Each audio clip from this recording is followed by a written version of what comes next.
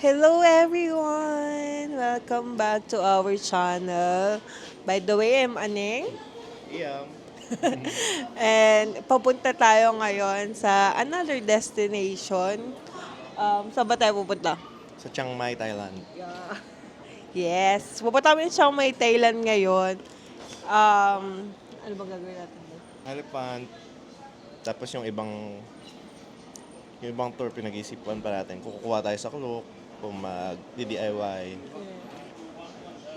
Tapos tatry din natin yung may kampong. Ayun.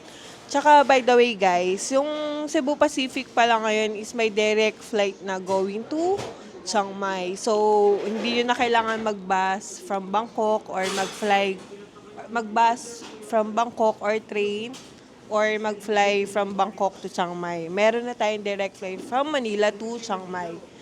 Nag-start lang ata siya nung kailan ba? Parang yung flight natin is, yun yung mga first trip niya. End of November. End of November. Parang ngayon yung ano niya, yung first flight niya November 2, so on and so on. So ayun, pwede na kayo mag-book via Cebu Pacific. Direct flight to Chiang Mai. Dito sa Terminal 3, sobrang dami ng tao. As in. Kaya kung ako sa inyo, kung magte-Terminal 3 kayo, going to international flight, much better na 4 hours talaga before your flight, nandito na kayo. Kasi yung pila pa lang sa may, tag nito? Sa may check-in counter, ang haba na. Plus immigration pa, ang haba rin. Tapos, ayun, ang daming tao. Walang masyadong upuan, kaya dito kami sa Boss Coffee nagkakape. So, ayun. Anong bang mga tinanong sa'yo sa immigration? Wala. Wala. Wala. Kailan lang yung balik. Ano na? Kailan lang yung balik. Same sa'yo.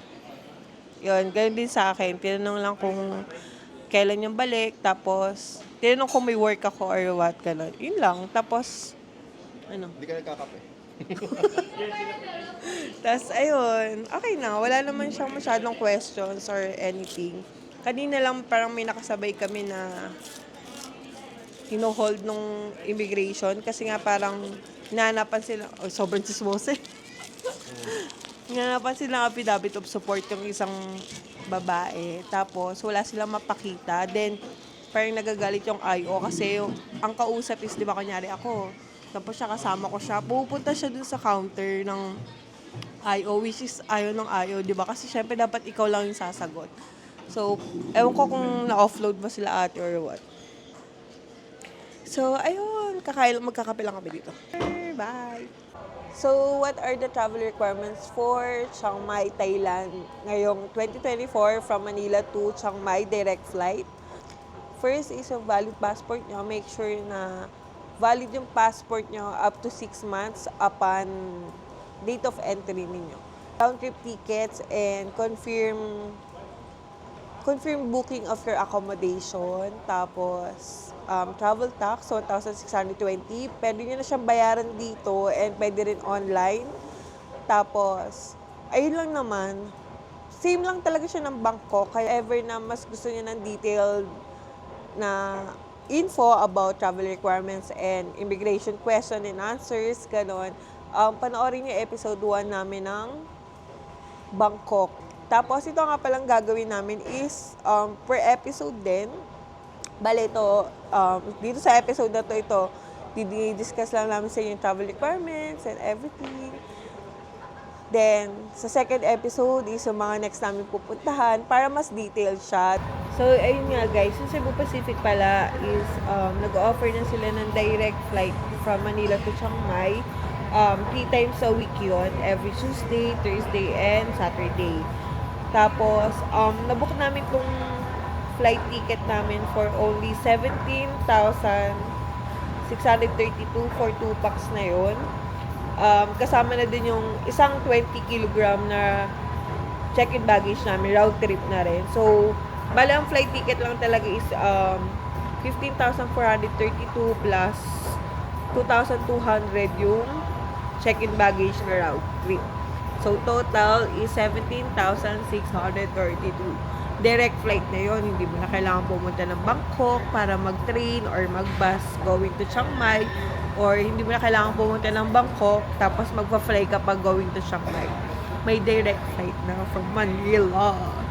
Kaya, yun. Kung magbabala kayong mag-Chiang Mai and wala na kayong ibang side trip like papuntang Bangkok or something ganyan, Chiang Mai lang talaga yung pakay nyo, may direct flight na ang Cebu Pacific. Come and fly away with me.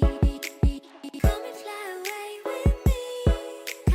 Come and fly away with me. Don't you be afraid, everything will change. You and I jumping off the edge. They say dreamers never die. So come and fly, come and fly, come and fly away with me. We're rising, we're falling, we're making through. We're climbing, we're soaring, 1,000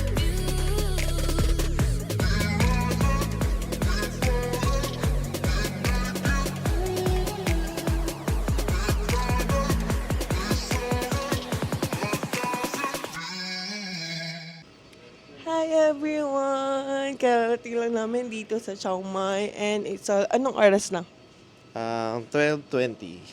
12:20. Ang aga pa namin kasi dapat 12:35 yung arrive namin dito. So, ayun, sobrang smooth lang ng biyahe and natulog lang kami sa buong trip. Yes. So, ayun. First time ko sa Thailand. Yan, kakain kami ng maraming mango sticky rice.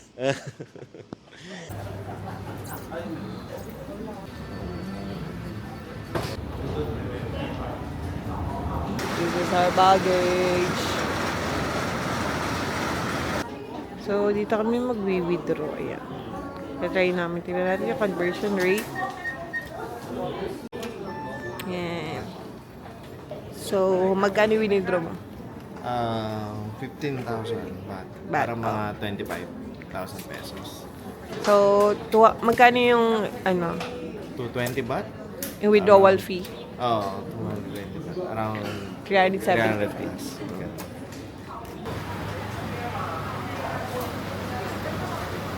Dito kami sa may arrival area. Then, nagbubuka lang si Baba ng, anong gamit mong app? Try ko yung Bolt.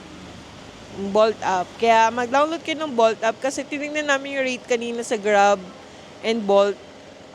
Kalahati talaga yung difference. Kahit nung sa Bangkok, ganun din eh. Kalahati talaga yung difference ng price nila. So, mas mura talaga yung Bolt app. So, ayan guys. Hanapin nyo lang tong signage na yan. Nakalagay dyan yung drop off and pick up only. So, dito na kayo magstay kung magpapapick up kayo ng Grab or ng Bolt app. So, how much ang pamasahe? 66. 66 baht. Economy lang yan ng Bolt app. Hindi ko alam kung gaano kalayo. 10 minutes away lang ito. 10 minutes away. Mga 10 minutes away lang yung Old City dito. Doon kami nagstay ng one night lang. Tapos mag-check out din kami ng 11 a.m. Ay, 10 a.m. pala kasi may susundo na sa amin. Ayun, saan ba tayo mag-stay? Sa Binok. Baan Ploy Inn, Airbnb. Ayun. Tapos nabook lang namin siya for only 1,800, no? 1,800 for one night lang. Tapos nag-arrive kami ng 2 a.m. Pero, ay, ano kasi ba? Nag-arrive kami ng 12:48 a.m. Tapos mag-check out din kami ng mga 10 a.m. kasi may sundo kami ng 10 a.m. So, ayun. Waiting lang kami sa aming Bolt car. So, here it is. Ayan, Bolt namin. Ayan ba ito sa likod? Yeah.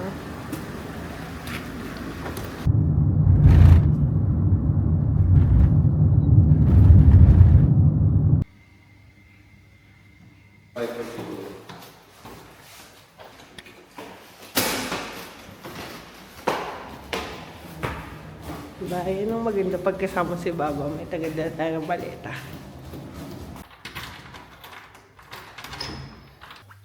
Yan. Cute. Pwede nang tulugan hanggang alas 8. Mm. Sana. Good morning, everyone! Morning. Ayun, kagigising lang namin and maghanap kami ng kakainin ng breakfast. Di naman kami usually nagbe-breakfast, di ba ba? Pero, wala lang. Gusto lang din namin masulit tong araw. Tapos, bago kami mag-check out. Yung tinulugan namin, okay naman siya, as in, komportable naman matulog.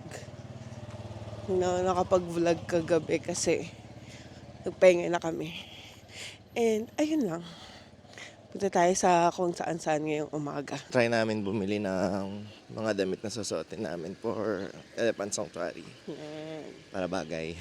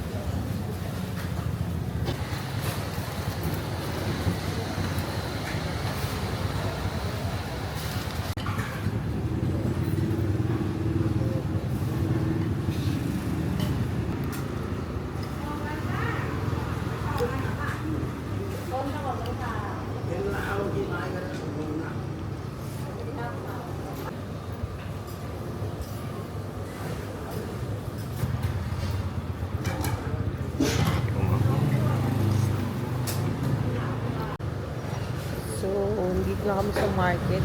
Kakainin na ito.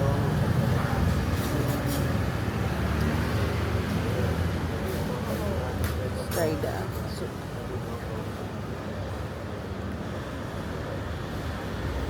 Tama ba? sarap.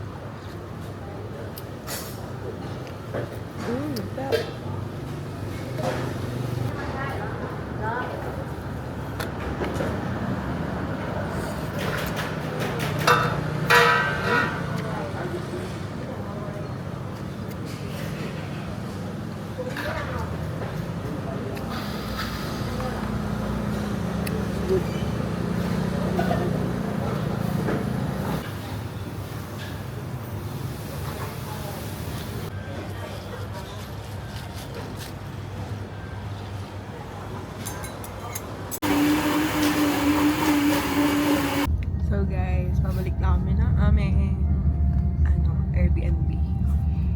Kasi malilate na kami sa pick-up time. 10 a.m. yung pick-up sa amin and oras na ba? Like 9:20 na.